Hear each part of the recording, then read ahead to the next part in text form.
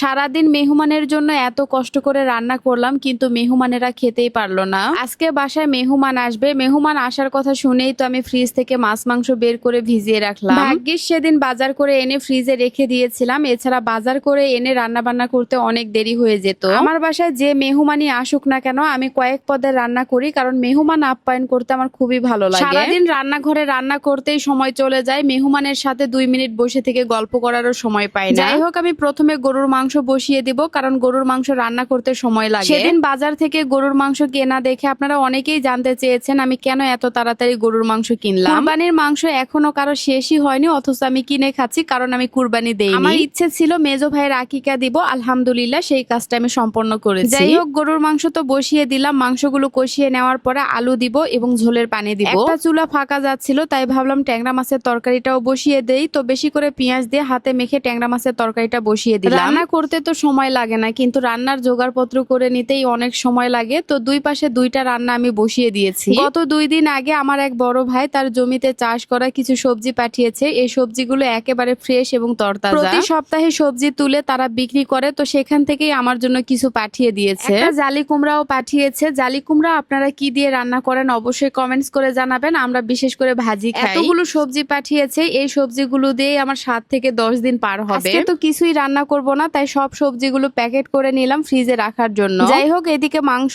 কষানো হয়ে গেছে, মাংস থেকে যে পানি বের হয়েছিল সেগুলো দিয়ে আমি কষিয়ে নিয়েছি। এরপরে কেটে রাখা আলুগুলো দিয়ে দিলাম। আলু দিয়ে মাংস রান্না করছি, তার কারণ মেহমানদের আলু দিয়ে মাংস রান্না করা অনেক পছন্দ। যতবার তারা এসেছে আমি এভাবেই রান্না করে দিয়েছি, তারা অনেক বেশি পছন্দ করেছে। এদিকে ট্যাংরা মাছের তরকারিটাও রান্না করা হয়ে গেছে, তরকারিটা নামিয়ে নিলাম। আর এই তো মাংস রান্না করা হয়ে গেছে। যেহেতু 4-5 জন মানুষ, তাই আমি একটু ঝোলের পরিমাণ বেশি রেখেছি। এরপরে তরকারিটা নামিয়ে নিলাম। এখন মাছ রান্না করব, তবে মাছগুলো ভেজে রান্না করব। আগেই মাছগুলো লবণ, হলুদ আর মরিচ দিয়ে মেখে রেখে দিয়েছিলাম। যদিও টাটকা মাছ না ভাজলেই হতো, কিন্তু তারপরও অনেকেই আছে মাছ ভেজে রান্না না করলে খেতে চায় না। যাই হোক, মাছগুলো ভেজে উঠিয়ে নিয়েছি। এরপরে কিছু পটলও কেটে নিয়েছি, পটলগুলো ভাজি করব। তাড়াহুড়া করে রান্নাগুলো করার চেষ্টা করছি, কারণ যে কোনো মুহূর্তে মেহমানেরা চলে আসবে। এদিকে মশলাও কষিয়ে নিয়েছি মাছগুলো রান্না করার জন্য। মশলা কষানোর পরে ভেজে রাখা মাছগুলো দিয়ে দিলাম। কিছুক্ষণ পরে মাছটাও রান্না করা হয়ে গেল, এরপরে তরকারিটা নামিয়ে নিলাম। অলরেডি 3টা রান্না করা হয়ে গেল, আর এদিকে দেখেন পটলগুলো পুড়ে গিয়েছে। একা হাতে কোনটা ছেড়ে কোনটাই বা করব। পটলগুলো উল্টে দিতে একটু দেরি হয়েছিল,